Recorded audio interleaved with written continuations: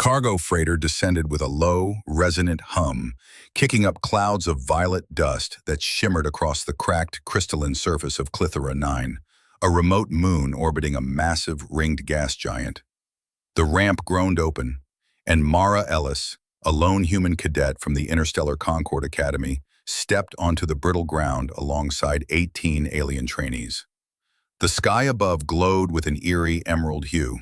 The gas giant's reflected light casting jagged shadows over the landscape. A sharp, metallic wind stung Mara's exposed skin through her thin training suit, carrying a sour tang that lingered in her throat. She scanned the horizon, a labyrinth of crystalline outcrops, low-growing fungal clusters, and spiky, luminescent plants swaying faintly in the breeze. The rules of the survival trial were unforgiving, drilled into them during the long flight. Survive 5 planetary cycles, approximately 120 Earth hours, with no tools, no weapons, and no food. All technology-based sustenance was banned. Any attempt to synthesize nutrients would result in disqualification. Klythera-9's air was thin but breathable, though it left a bitter aftertaste. The challenge was stark: endure using only what the moon provided. Mara's fellow cadets, hailing from species accustomed to bioengineered diets and nutrient synthesizers, scattered to erect crude shelters with thermal tarps, clustering near the landing zone. Their training leaned on simulations, caloric injectors, and drone-assisted foraging. Mara, however, was different. Earth had taught her to rely on instinct and observation, not tech. She moved away from the group, her boots crunching on the crystalline ground, heading toward a shallow basin where faint moisture glistened in the dim light. Mara crouched beside a patch of iridescent lichen, its surface pulsing faintly under the gas giant's glow. She scraped a small sample with a shard of crystal, noting its rubbery texture and damp surface. The smell was sharp, like overripe citrus with a hint of decay. She tucked it into a strip of her suit's lining, resisting the urge to taste it. Her father's voice echoed from childhood hikes in Earth's northern forests. If it smells like it could strip paint, keep it out of your mouth. Observation came first. Haste could be fatal. A mocking voice cut through the silence. "What's the human doing? Eating rocks already?" It was Vren, a sleek bioluminescent cadet from Solara 4, his skin glowing faintly blue. Mara ignored him. Vren's species thrived on liquid nutrient feeds absorbed through dermal patches. He'd likely never tasted unprocessed food. She moved deeper into the basin, where the air grew heavier with moisture. Tiny, translucent crawlers, segmented glass-like creatures, skittered across the ground, their bodies glinting in the dim light. Mara's lips twitched into a faint smile. Life meant possibility. Food meant survival. Using a flat crystal and a torn strip of fabric, she fashioned a crude scoop, collecting a handful of crawlers and some spongy, pod-like growths sprouting from the soil. She separated each find into makeshift containers, folded cloth scraps tied with dried plant fibers. Her method was deliberate: collect, observe, test. A single misstep could mean sickness, or worse, collapse by day 3. She marked her samples with small pebbles, noting their colors and textures, and moved on, her eyes scanning for more signs of life. As dusk settled, the emerald sky deepened to a murky teal, and the wind grew sharper. Mara carved out a small camp in a sheltered crevice, stacking crystalline shards to block the biting gusts. She sparked a fire using a flint-like stone and a lens scavenged from her cracked visor, a small act of defiance against the no-tech rule. Condensation on nearby rocks provided water, which she boiled in a shallow stone bowl. She tested her samples methodically, boiled lichen, roasted crawlers, and a paste made from crushed pods. The lichen was bitter, drying her mouth, but it didn't sting or numb her tongue, a promising sign. The crawlers, when roasted, turned crisp and left a nutty aftertaste, surprisingly palatable. The pod paste sent a warm tingle down her throat, not painful, possibly an alkaloid. She cataloged each result with scratches on a flat stone, her makeshift notebook.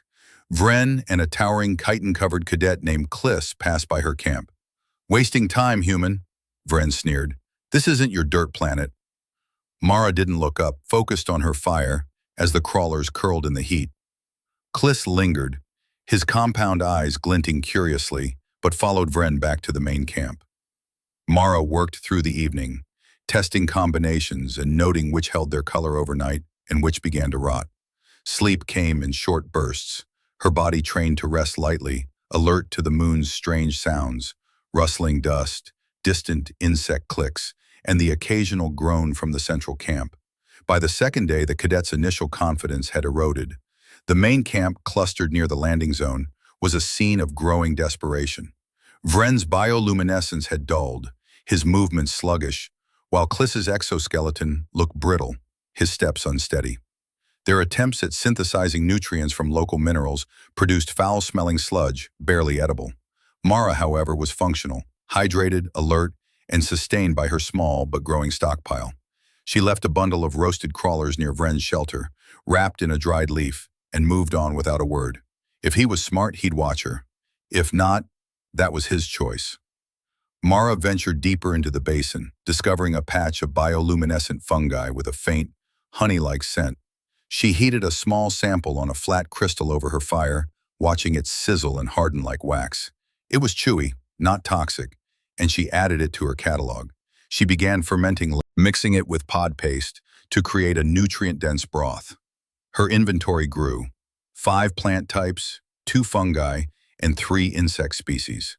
Each was tested rigorously, boiled, roasted, or dried, and documented with charcoal marks on her stone tablet.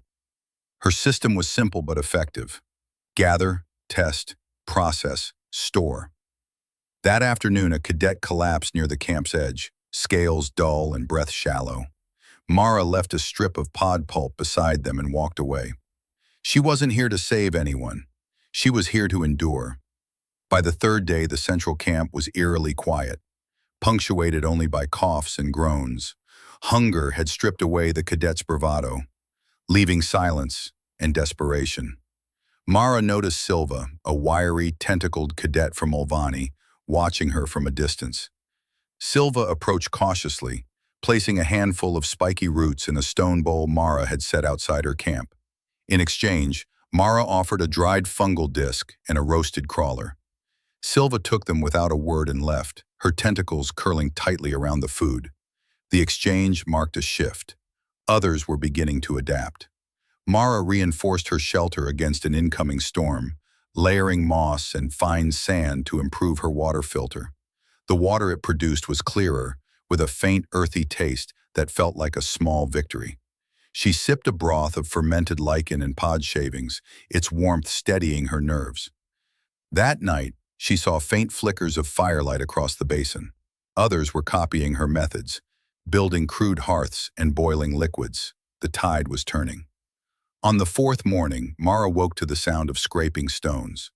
From a vantage point, she saw a small group of cadets mimicking her water filter design, stacking leaves and rocks to clean cloudy runoff. Silva was among them, guiding a cadet with a limp tentacle arm to adjust the flow. Their filter was inefficient, but it was a start. Mara didn't interfere. She returned to her camp, testing a new batch of fungi that released a savory, mint-like flavor when boiled. Her catalog now included 14 viable food sources, each methodically tested and refined. Vren approached her later, his glow faint, his arrogance gone. Mara placed half a dried lichen leaf on a rock at her camp's edge. He took it with a nod. No words exchanged. The cadets were learning. Survival wasn't about dominance, but adaptation. Mara's system, gather, test, process, share, was spreading. Another cadet, a blue-skinned boy from Zevel, offered a moss-covered root. Mara recognized it from her catalog and accepted, handing him 2 strips of roasted crawler in return. He smiled faintly, a tired but grateful expression, before vanishing into the fog. On the 5th morning, Klythera-9's sky was calm, streaked with pale gold as the sun broke through cracked clouds. Mara sharpened a crystal shard, her hands steady from routine. The landscape was littered with signs of survival. Piles of foraged greens, A group of cadets now waited near her camp, each holding offerings: roots, fungi, bugs. Trade had evolved into a silent ritual, a structure born of necessity. The hum of turbines broke the stillness. 5 sleek shuttles descended, their undersides pulsing with blue light. Instructors emerged, their polished gear stark against the moon's rugged terrain. "Cadets, the trial is complete," a red-skinned officer announced. "Proceed for medical scans and evaluation. No unauthorized materials." Mara left her camp untouched, its remnants, shelter, trench, filter, belonging to the moon now. Inside the shuttle, Mara underwent scans. Her vitals were strong, hydration stable, muscles intact, no signs of malnutrition. An instructor with a datapad stopped her. "Mara Ellis, you're remarkably healthy. How?" "Local resources," she said, "tested carefully." "No tech, just plants and insects?" The officer's tone was skeptical. She nodded. The shuttle screen displayed performance reviews. Varen's report noted late adaptation. Silva's showed improvement through mimicry. Mara's read, independent discovery of 14 food sources, filtration and fermentation systems, trade initiated, performance exemplary. At the orbital station, Mara was led to a debriefing room. An officer reviewed footage of her work, slicing fungi, boiling crawlers, sharing resources silently. "You were chosen to test human adaptability," the officer said. "Your methods were unorthodox, effective." "They're practical," Mara replied.